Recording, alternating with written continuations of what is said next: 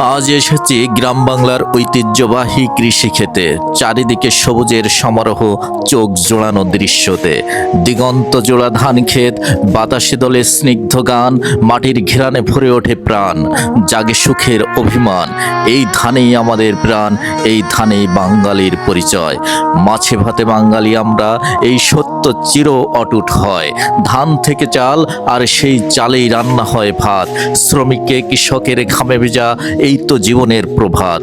কবি বলেছেন, ধানের শীষে লুকায় সোনার স্বপ্ন। সাহিত্যিকের কলমে ভেসে ওঠে গ্রাম বাংলার সম্পদ।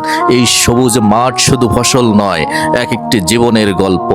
মাটির টানে, কৃষকের প্রাণে বাংলা থাকে অমলিন, অবিকল্প। এসো করি সম্মান তাদের, যারা গড়ে আমাদের আহার। ধান ক্ষেতের এই সৌন্দর্যই লুকিয়ে আছে বাংলার আসল রূপের অহংকার। J'ai aimé Joe